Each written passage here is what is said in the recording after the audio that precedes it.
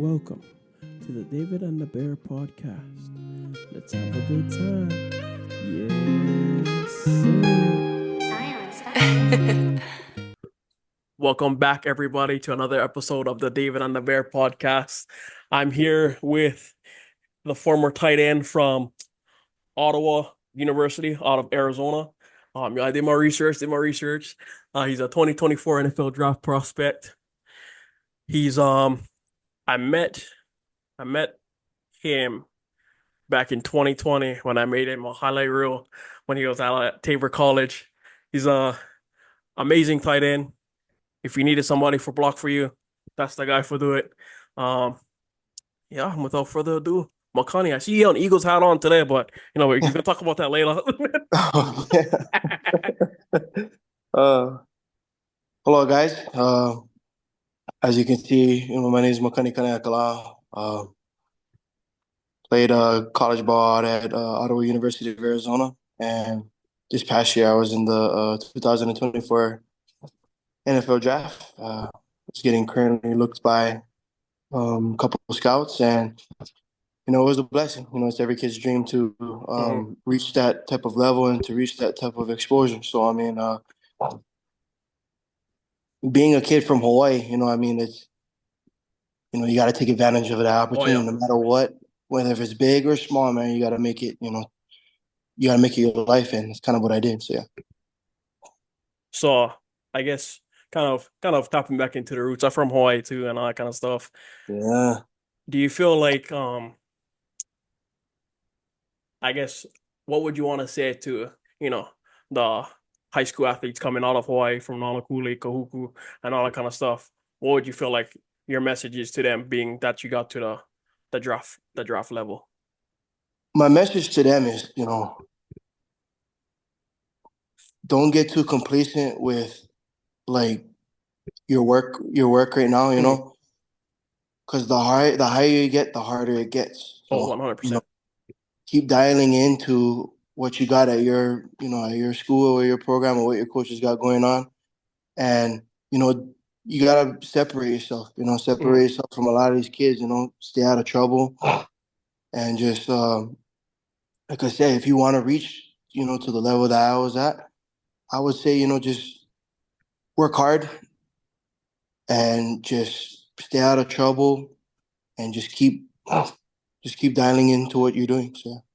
So whether it be on the football field or in your own personal life, what do you feel like was one of your biggest challenges in life? I'd say my biggest challenge in life was, I guess you could say is just, us being local boys, local boys in Hawaii, we're always known for being hothead, knuckleheads, always all getting I like they do is scrap. Yeah. So, if I wanted to be at the position where I am now, I had to wise up, and I had to dial in, like I said, dial into what was going on, whether it was being a good student in the classroom, getting in the weight room, and, knowing my assignments on the field. So yeah, that was always my big things. I had parents, my mom and my dad, they were real hard on me, to not be like one of those hot-head local boys, and just use your talent and go somewhere, so yeah. So looking back so far at your life right now, what do you feel like is one of your deepest regrets in life? Deepest regrets? It's actually a really good question. I would say, sometimes, I let my pride, sometimes I let my pride get the best of me. I was always out there taking any risk there is possibly known. And if I knew where my point in time was, I should have just stayed to where my point in time was. Because, one thing I've noticed at the college level is, if you keep bouncing around schools and you keep doing all this stuff, and, coaches are just going to look at you like, hey, what's up with this kid? What's up with this kid? So, it took me to when, my mom passed away in 2021, where I had to really this is my last chance to really show something. So that's when I signed to Ottawa and tried to make the most of what I could at that school, and getting myself on the platform that I am now. So, I'm thankful. But like I said, that was probably my biggest regret is, just I guess you could say at that time was using my pride getting the best of me and wasting time. So Hmm. yeah. I know you had mentioned that your mom had passed away. How do you feel like that changed your perspective or your outlook on life? When my mom died, that tore a part of me. Hmm. A lot of people don't know, but my mom was my best friend. Hmm. I love that woman with all of me, and she was always my number one fan, always supporting me in whatever I did. She was just that super mom. Hmm. And I've always mentioned it to people, like, you never know what energy a mom can bring to you. 100%. She gave me the best energy ever, and obviously with my siblings and my dad too, they played a lot of they played a lot of role in my college level, and Hmm. I couldn't thank them enough. And looking back, that just sparked the flame in me. Like, I gotta get back out there and make a name Oh yeah. because you know what, this is what my mom wanted me to do. She wanted me to Hmm. just succeed, not just in life, but in school and the sport I play. She's been driving me from when I was a little kid. When I was a little boy, she was like, no, you are gonna leave here and you're gonna make something of yourself. And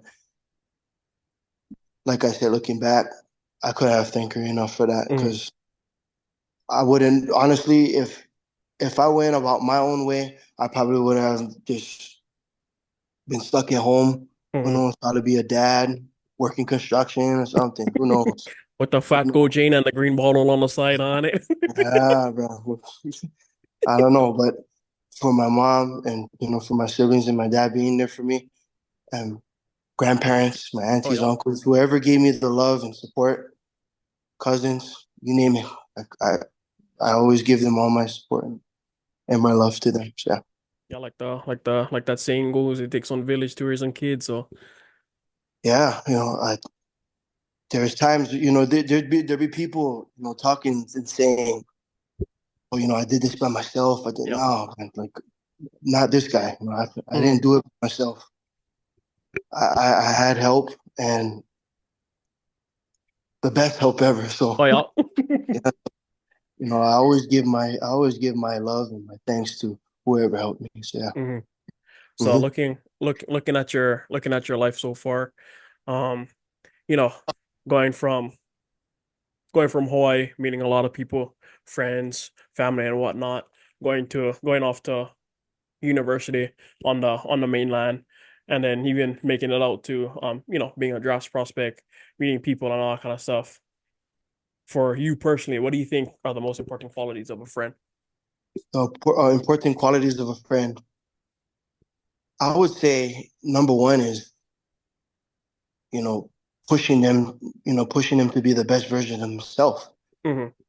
Like it's kind of like your coach. Your coach is Oh trying yeah. to, develop you into becoming, you know, that stud Hmm. on the field and that even better person off the field. So that's kind of what I would symbolize, is that number one, just being that friend to push them like, hey, you know, whether if you're in a high place, whether if you're in a low place, I'm going to treat you and I'm going to push Oh you. yeah, for sure. I'm going to still keep pushing you. I'm not going to stop, because I've always learned in my life is to never get complacent, Yeah. never get complacent. So, whether if they're in their high glory, no, you keep your foot on the Hmm. gas and keep going. I'm going to make sure that you want to be where you want to be. Hmm. I'm gonna help you get there, man. And that was my thing. Another quality I would say is, to um when it comes to, like a lot of like time spent off the field, Yeah. if it's time spent off the field, I would like say check in every here and there, check in Hmm. every here and there, because one thing I noticed about when I was playing college ball was there was a lot of guys, going through a lot of mental depression, mental Yep. health, and that's a real thing. I didn't really see it as the real thing until I had like a lot of former teammates at the schools that I went to.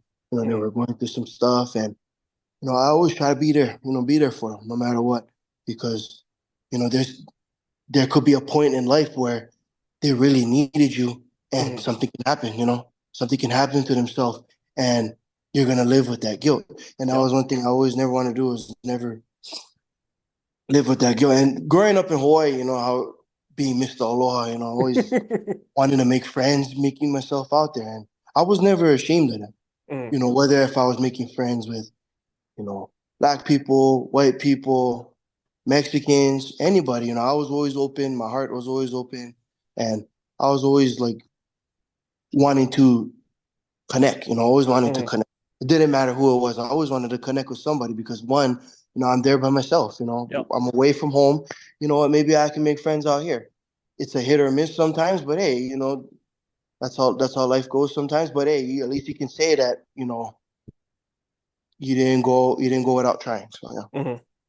So, growing up in Hawaii, you always get that, it is what it is, or I'm good mentality. Yeah.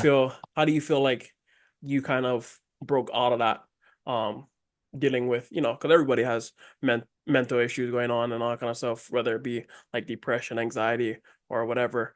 How do you feel like you kind of grew out of that to like kind of embrace your mental health journey and push from that? Stay close to Heavenly Father, stay Hmm. close to God. I feel like that's a very important thing. Reaching out to your family, that's that's huge, man. It's because I always think of it that it's bigger than myself. Hmm. Being in a position like that is bigger than myself. They're always going to be there for me, and I know staying close to God, will help. You just ask Him. There's times where I felt out of place, but I asked Him. I sit down and I asked Him. I was like, Heavenly Father, please, I need your help right now. Hmm. Feed me with your knowledge. Feed me with wisdom. Help me become a better man today than I was Hmm. yesterday. So stay close to Him, and I just feel that a lot of guys should, look into that too. You Hmm. know,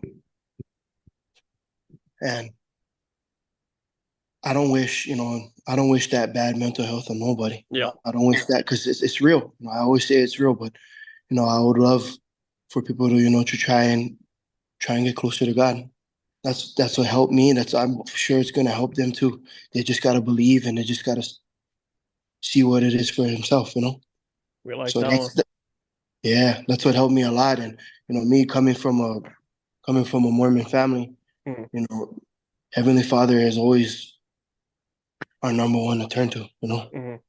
Number one. And I've always drilled it in my head. Whenever I'm stuck with something or whenever I needed help, I always go to him. And I've always been blessed. And there's times where I feel like I didn't deserve it, but he did his part, and I got to do my best to give him my part. So Yep. yeah, So, what gives your life meaning right now? what gives my life meaning? But you cannot say God though. You cannot say God. Kind of give thought. Uh my family, man, my family. They've always been there for me, and I want to mention too is my girlfriend. My girlfriend's been Mhm. there for me, and uh, I cannot thank her enough.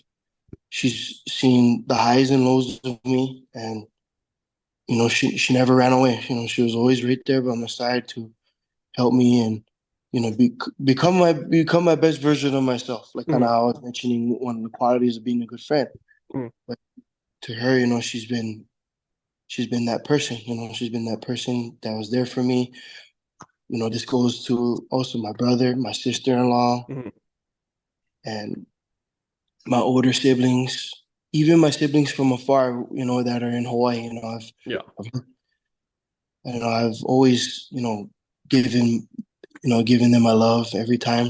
And I always thank them, for supporting me and pushing me into becoming my best version of myself. And yeah. So do we see a wedding on the horizon sometime soon then? Ah, uh, that one I gotta wait, but but in the near future, yeah. I've always had talks with her, but I decided, we both decided, that right now, we just let's live life and Mhm. let's do what we're supposed to be doing. And she's actually in school right now, so she's trying to get her degree, I'm done already. I'm about to play pro ball, and we got a future right now ahead of us. Mm-hmm. That's that Oh type yeah. of aspect. But getting married, I've always talked to her, and I've made it clear. But right now, I think it's best to wait, and I feel like that's the best decision right now. We like that. We like that. Yeah. So if you could send a message to a large group of people, two parts to this question. Who would those people be? So you got to pick your audience. And what would your message say? I would say, like I mentioned earlier, a lot of the kids from the Rock, whether it's Mm-hmm. Hawaii, Samoa, Tonga, Tahiti, you name Mm-hmm. it, anywhere in the Polynesian Triangle or the Pacific. That'll be my number one people I speak to, and also people around that are hungry, that are hungry Yeah. to make a name for themselves, in times of struggle. And my message to them would be, to work hard. Just Mm-hmm. just work hard. It's gonna kill you at times. It's gonna feel like it sucks sometimes, but never give up. Yeah. I've always learned this from my parents growing up. Never give up. You go out there and you keep going. You just keep trying your best. And another thing too is stay away from the drugs, Mm-hmm. stay away from the alcohol, stay away from the clubs. Stay away from all that because that's what's going to lead you down the drain. If you get to the next level, it's going to get you into trouble. Yeah. It's Only going to gonna get give you you in trouble. temporary happiness. Yeah, and it's going to get you into trouble, man. You see all these NFL athletes that have baggage and some Mm-hmm. backstories, those type of events that occurred, and I speak because I care, because Mm-hmm. I've always wanted to give a lot of these kids back home hope. That was my goal. Mm-hmm. My goal was to show the kids, whether they went to a smaller school, whether they went to a bigger school, that anything is possible. Yeah. You just got to believe in yourself, and you just got to work hard. Work hard, work hard in the classroom, work hard in the weight room, separate yourself. And, don't let these guys out there that are dragging you down take you with them because Mm-hmm. if you got a future for yourself and you want to get there in life, you got to do it. That's what you got to do. I've always told a lot of times when I've guest speak at schools and told a lot of kids, younger kids, I tell them, you got to make this your life. You got to Yeah. make ball your life. But you cannot make ball your life if you don't commit and dial into what's going on. Mm-hmm. Do good in school. Do good in school. I've always said, do good in school. That's what's going to help you get far. Because if you want to go to the best schools, they look at your grades first. Your talent means something. Your talent can mean something, But your but your grades gotta be grades there. your, Yeah. your grades got to be there first.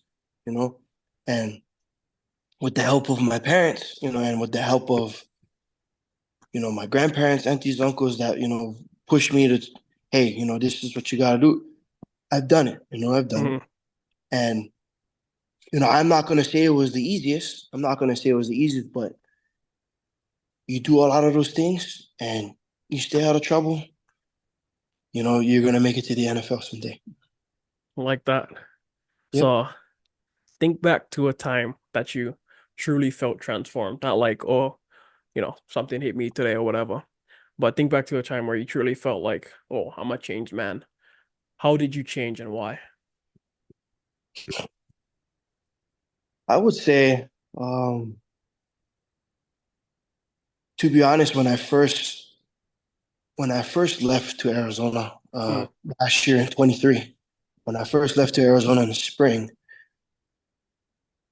like I spent basically 2 years, with my mom being gone, I retired from the game. I spent all that time helping my dad raise my baby sister and my baby mm, sister's special needs. And my mom was the one that knew her the best in that type of field, and at that time it was very uncharted to me, as in mm, like pretty much being away from home that much and getting to understand my sister a little bit more. And me, I know my sister, don't get me wrong, but it was kind of like that situation where it was like you're given a puppy, yeah, feed him, walk him, make him your best friend type of yeah, thing. And that was what I did. I lived every day and I grew. But what I did was I incorporated what I would do in my football routine, but turn it into my life for her, because that was who I was. That was my job, was to take care Yeah. of her. So I did that, and I felt a little bit more responsible that way, and there was a time where, like I said, like I want to have kids in the future. So maybe that is my practice too, to know what it's like to raise a kid. I know like I said, special needs, it takes a little bit more time and care, but that's what children need, is a little bit more time and care. So I felt like I was growing and developing into a man, like more of a man and a big brother, like a big brother. So it hit me when I left to Arizona. When I was on the plane, I left. I shed a few tears, leaving behind, my sister and my dad. But I just knew, like, when I was going there, I was like, I'm going there as a new man, because, I went to JUCO out in Arizona when I first started. And let me tell you, it took some little bit of growing up to do, because I made a lot of friends, but there's times where I wanted to fight, like always like scrap. But I I stayed the course and staying away from trying to fight everybody and just being the loving guy. And so far that worked for me, and that's why I felt like I was changed. Like I said, when I first landed in Arizona, I was like, the new journey starts now, new chapter. So fresh. I feel like I did pretty good, and I feel like I did pretty good, and still pretty much doing pretty good. So yeah. So I know you had mentioned that you want kids in the future. Yeah. So what are some of the things that you want to prevent your future kids or the future generation from going through that you went through? I know that question kind of loaded, so you can take your time with that one.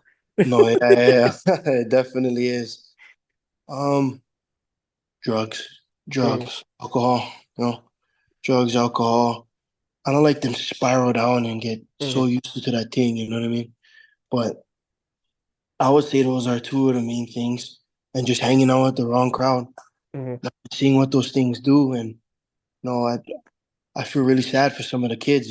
Some of the kids are just going through trials and tribulations, in and out of boys' home. Some of them going to jail. Sad seeing that. So I just would want what's best for them, and try to avoid that. And mainly just keep them away from like toxic type of stuff. Keep them away from toxic stuff. I don't like them go through that. I don't like them go through that. I just don't. I've always said it, in times where I just was thinking about if I had kids one day. I just nah. I don't like. I mean, I know it's inevitable. I know it's hard, but Yeah. that would be my thing, is to them away from that. Yeah. So pulling up on the last two questions, what is the most important lesson that you've learned throughout all your experiences in life? Be kind, be humble. Be kind and be humble. Very important lesson. My grandfather, my grandma, my mom, my dad, everybody, they drilled that in my head from when I was a little kid. And don't get me wrong, when I play sports, I always have that competitiveness. Yeah. I've always had that competitiveness. And, what I always used to tell them was, especially when you play the sport of football, you got to have an attitude in that game. You got to have an attitude. You have to. Sometimes you got to play with bad intentions. Oh, 100%. You got to play with bad intentions. But they always made it clear, like, hey, no, you don't got to act like that. You don't got to act like that. But be kind, be humble, and watch how far that'll take you. And it's good, because staying that way, I was able, to connect more with coaches, connect more with teammates, and make a lot of friends. I made a lot of friends throughout college, and that was always important to me. I've always wanted to keep a good relationship with that, and I was able to do that. So there's some times, where I kind of go back to what happens a little bit, but it's tough sometimes, but for the most part, I feel like I did a pretty good job, especially as the more older I get, Mhm. I feel like I'm doing a pretty good job. But it's just there's some times where retreat back to those old times, but for the most part, doing a good job. So here's a fun question for the podcast. What's your theme song? What's your theme song and why? My theme song. Your theme song. Say you gotta walk out, UFC about to fight Max in the ring, in the octagon. What you walking out to? Like, hey. You want to know? You want to know what's crazy? I always wanted to have been asked that question, and I thank you so much for asking me that question. I've always wanted to be asked that question. Hair Rastafari by Protege. Mm, Hair Rastafari by Protege. There's a line in the song. It's the opening. It's the opening lyrics. It goes, "Every morning I rise, peace to my mind when I hear Rastafari." mm. Every time I hear that line, you have no idea, bro. I think of somebody in front of me. I just like knock them out, bro. I just like pound them out. Every time I hear that part, oh, bro, I just like knock them out. But I get plenty. I get so much. I Mm. can make a list for you. I wouldn't mind walking out to 100 songs. But that one, I'll give them. I give them some love. That's one song I always listen to. That was a song I used to listen to a lot. So that'll be a big one right there. Be that one. So before I ask you the closing question, I'm gonna open up the floor to you to pose any questions back to me or the listeners of the podcast. Yeah.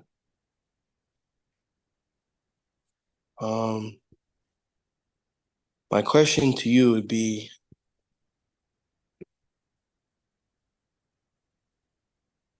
what is your biggest goal? Not just in life, but running your podcast. What is your biggest goal while running your podcast? What are you trying to address to your audience? I think my biggest goal kind of goes back to the core of why I started the podcast. Was so that I can give people a space to feel vulnerable but safe at the same time, because I feel like that's where like true humanity is when you're allowed to feel where you feel vulnerable, but you're given a safe space to do that. And I know the podcast, gonna be put on the internet for everybody for find and see and listen to and whatever. But just allowing people to feel safe, and then for the listeners of the podcast to pretty much allow them to see, oh, he went through something that I went through, or she went through something that I went through, and it's like, oh, that's how they got through it. I don't like the way that they got through it, or I like the way that they got through it, and pretty much like helping everybody out at the same time without being able to actually talk to people, because you kind of talk to everybody. You know enough time in one day for do that. So Yeah. kind of allowing the podcast to be that platform of, oh, that's how that of solutions to a world full of problems. I think that's the line I like go with is to allow the podcast to be a solutions in a world full of problems, because I think that's kind of where I want the podcast to emulate. And I guess like a bigger goal in regards to growth, not caring that the podcast doesn't grow, I feel like it's selfish of me. Because of course I always want the podcast to grow, because that's the brand that I'm holding up. But if it grows, great. If it doesn't grow, great, because I still know that people are still finding it. And even if I get one listener or 7,000 listeners, Yeah. somebody's still getting impacted. So I feel like kind of wherever God gonna take them is my goal. I just being one good steward with the materials he given me for build my house. So I think that's kind of where I'm at, is just continuing my goal is just continue to steward whatever I got. So I hope that answer your question. No, that's huge, man. I love that answer, and I love what you're trying to do for people.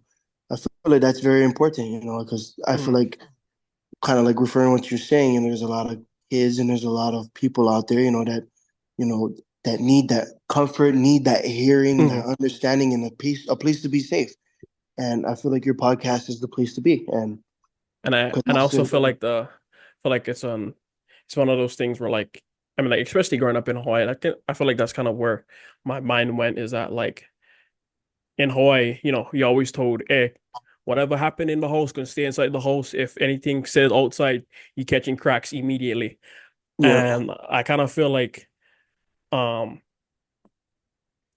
growing up in that atmosphere of, oh, that guy probably kind of relate to me because I guarantee you he's not going through the same stuff I going through. Or that guy, that sister kind of relate to me because I'm not gonna talk to nobody. So I feel like with that in mind, it was kind of like a thing of put as many story out there as possible because at the end of the day, somebody going through the same thing that you're going through someplace in the world. yeah, And absolutely. you don't know who's going through what unless you share your story. So I feel like that's kind of another another pillar in the podcast is just sharing your story because you don't know who's going through what and just allow people to hear hear you, period, Yeah, type of thing. So with that being said, the closing question, it's just a little cherry on the top. What's one piece of advice you can share with the listeners of the podcast? one piece of advice would be to block out all that outside noise, that negativity that's being put in your life. Focus on what's in front of you and not what's back of you and the side of you. Focus what's in front of you. You know, you're not alone. Hmm. You have God, you have yourself, and you have your family. Hmm. Even if you feel like you don't, they're there. Okay. Listen to your heart. Hmm. Listen to your mind. Listen to your heart. I know sometimes it can be hard to do that, but trust that. Trust that. And you know, I don't care what anybody else tells you. If they think that it's not a good thing, no, it's a good thing. Listen to your heart. Your heart tells you a lot. I've learned it too. Listen to it sometimes. And another advice I want to share is, be kind, be humble. Don't walk up with your chin up, like you're bigger and better than everybody. Hmm. There's always somebody better than you. There's always somebody better than you. And I can say that from my life. There's always somebody better than me. There's somebody bigger than me. But when you be kind and when you be humble, it'll take you far. It'll get you far.